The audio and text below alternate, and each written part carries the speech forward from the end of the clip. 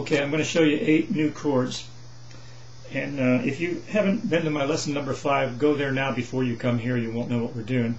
Okay, I'm going to run through these chords real fast. This is a D9. You know how to block your chords where the X's are. Block those strings. That's your D dominant ninth.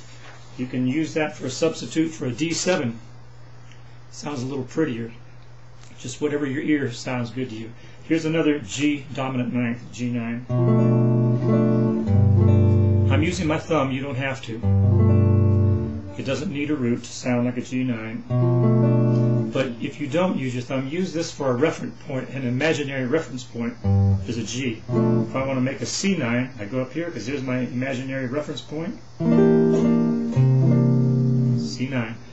That's a G9 here. Okay, it's formed same form here as a D minor 7 flat 5. Don't think about that. Just think of it as a G9. A lot of chords have more than one name. Don't confuse the issue. Okay? Let's make a C major 6 right here. There's your root. If you want to make a bigger sound, put your pinky on the 6th string and block the 5th string. I like to get all the notes, so I use my thumb. I'm very greedy. But you don't have to use your thumb. It's supposed to be a no-no, so they tell me. Here's your C major 6. I mean a G major 6, sorry. Now it's a C major 6 up here. Block that 5th string. C major 6 up here in the 8th fret. Same thing, see? Okay. Let's make a G minor 6. You can substitute this for a G minor. It's a little darker sound, a little jazzier sound. They're both pretty, I know. Okay. Here's your other. These are all 2 grippers so far. Here's a G minor 6 up here on the 8th fret. I don't have any reference point on the lower string, so we have to go to the 2nd string for the root. But if you don't know those notes on the 2nd string, you can just listen to this G. You know this is a G. Same thing. Okay, so you know that you just use it for reference point. Also, this is also shaped just like a D minor 7 flat 5. Don't think of it like that. Don't confuse it. If you want a G minor 6, just make it here or here. If you want a D minor 6, get a lower tone, make it here because that's a D right note. There's your root. Okay. Okay. This here is an altered chord. There's only going to be one grip on these. This is a G7 sharp 5. I love this chord. I use it so much. Okay, it's a substitute for a G7. Here's a G7. All you're doing is raising the 5th. D is the 5th. Let's make a 2-5-1 in the key of C, and we'll substitute it for a G7. D minor 7, G7, C major 7.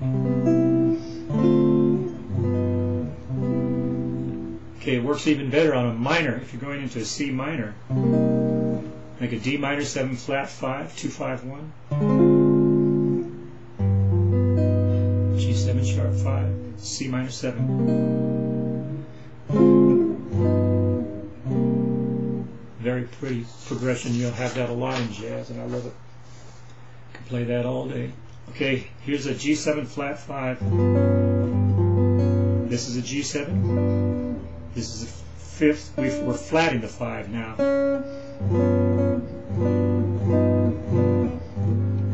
We're just altering it. Now this is not an altered chord, this G6 that I showed you before. It's an extension. It's not an altered chord. These are altered chords. Okay? So we got that. Now I need to talk to you. I want you to go to all my things, go to all the things you are on my channel, and I've got the chords typed in. I want you to look where they're typed in. I want you to look at all the major 7th chords that are there.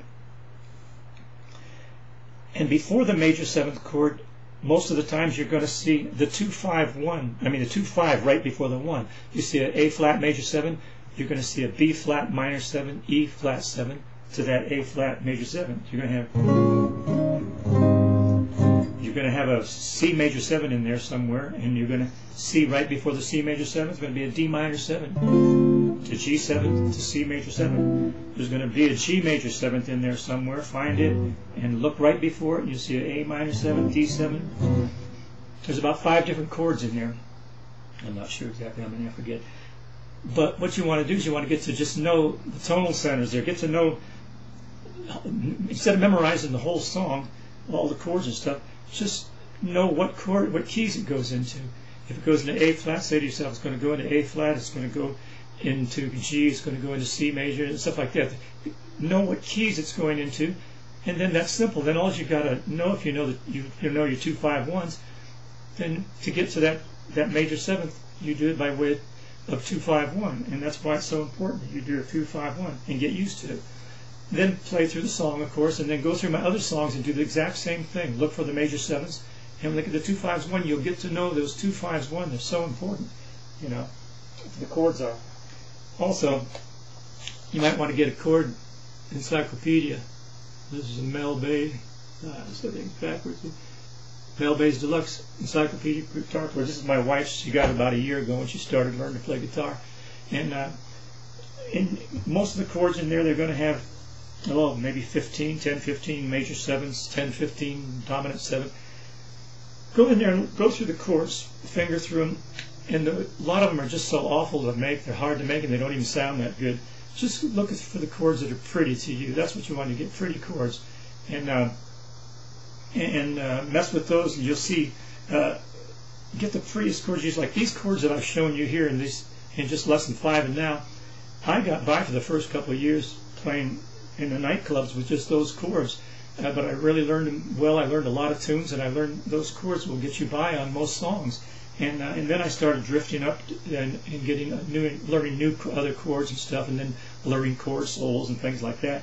And in the books like that, you'll see all those chords. Pick out the ones you like the best. Some will be on higher strings, like say, take a G major 7th, like we're making it here, you know, and up here. They also are pretty places. They're making here, you know. You'll see other ways to make them. You know, you'll use those too. Those are good for comping, or good for chord solos, you know. You know, and then you'll see some that are even pretty, but they're hard to make. You can start messing with them, try to make a chord like that, you know. And you know, I couldn't make them at first, and now they're easy to make. But get the ones that are easy for you to make and fun. You got to have fun when you play guitar. Don't do stuff that hurts.